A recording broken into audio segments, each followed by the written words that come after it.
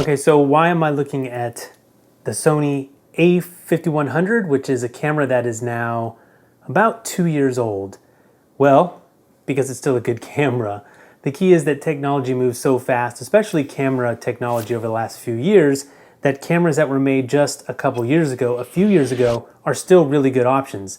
And what that does for you as someone who may be getting into video or is already doing video is it makes the price to get in to shooting nice high quality video, it makes that more affordable. So the Sony a5100 is less than $500 for the body only, and then this is a 16 to 50 millimeter 3.5 to 5.6 with image stabilization on it, and that's the kit lens that comes with or came with this camera.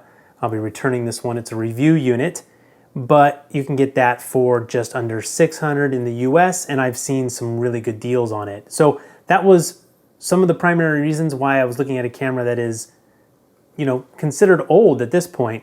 I'm also still interested in a perfect vlogging camera. I tried the G7X from Canon. It had some focus issues on shallow depth of field. I saw a little bit of that here, but definitely not the same. And for me, this camera probably is a perfect vlogging camera, but let's talk about all the other things I like and don't like about the Sony a5100 for just shooting video in general. So saying this camera is a great vlogging camera, one of the reasons is this screen, but it also means that it is a camera that I might take with me everywhere. So you're seeing the Sony a5100 now, and that over here is the Canon 60D. So the Sony a5100 is so small, you can see that it fits in the palm of my hand very easily, and the image stabilization in the lens is really good, even at arm's length with one hand. But the key is, again, I can fit it in my pocket and take it with me. I've got the 180-degree screen, is why you see me looking up. And it's kind of the camera beyond my phone that I have with me, much more than my Canon 60D, which is a lot harder to carry around. Now, because this camera does work great in a vlogging setup, the microphone is less important because the microphones on board the Sony a5100, interestingly, are a stereo microphone, so it would be great for capturing ambient sounds.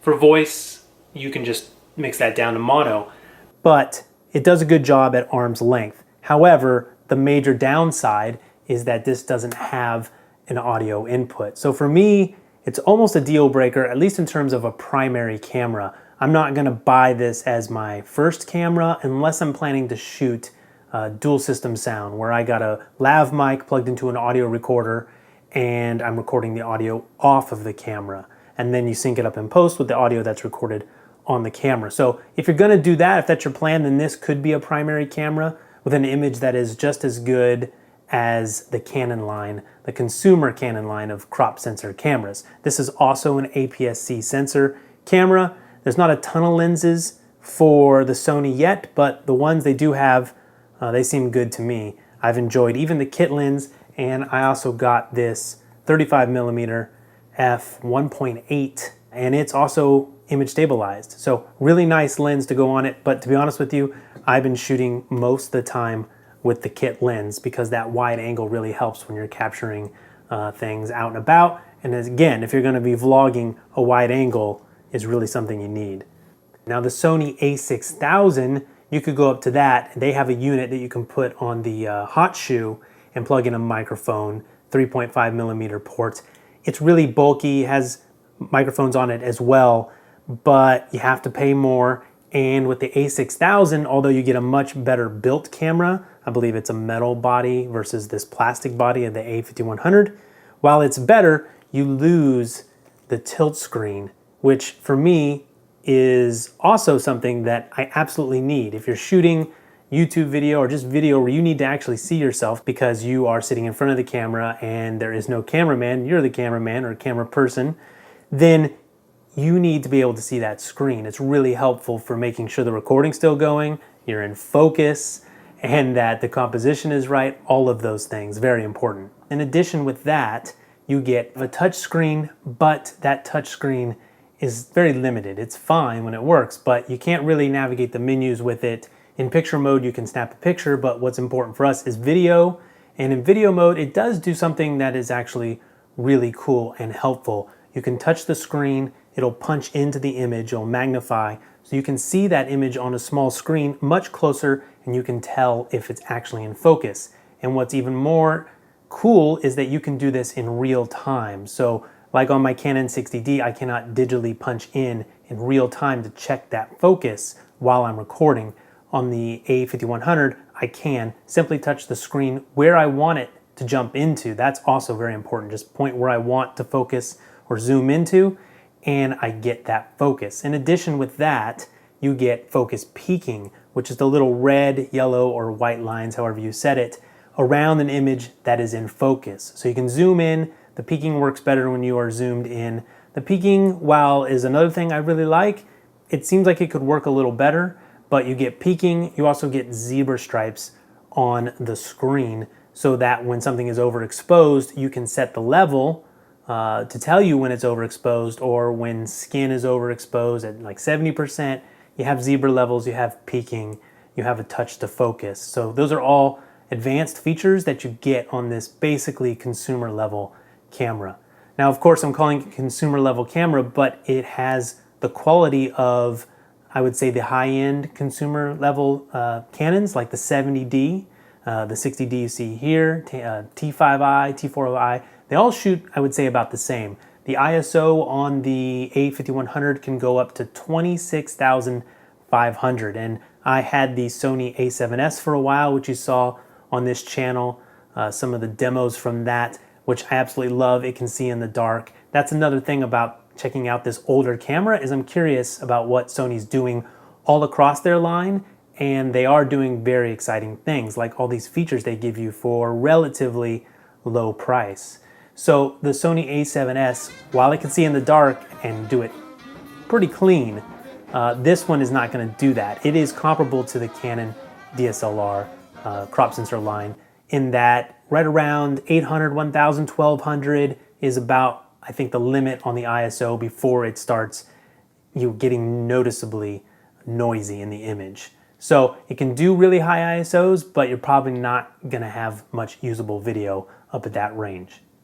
Another exciting thing you get with the a5100 is a codec called XAVCS.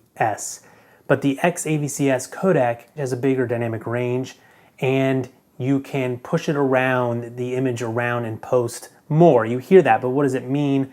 For me, it means that if I take my image into my editing system when I shoot AVC HD and I try to do some color correction and color grading, just a little movement on the sliders and the image starts to degrade. You can tell you're doing something to the image that you don't want to do. With XAVCS, I can move those sliders a lot more and get a lot more latitude working with the image in post-production with that codec. Now that said, while I really like that, one thing you're going to need, and I don't necessarily dislike it, but you are going to need SDXC cards. And these are a little bit more expensive, but the price has been coming down on them a lot. And so it's really nice because it's 64 gigs. I can shoot all day on the one card, and it shoots really high bit rate. This records 50 megabits a second. Another really cool thing about this camera is the continuous autofocus, something I don't get on the 60D. I do get on the a5100 and above, a6000.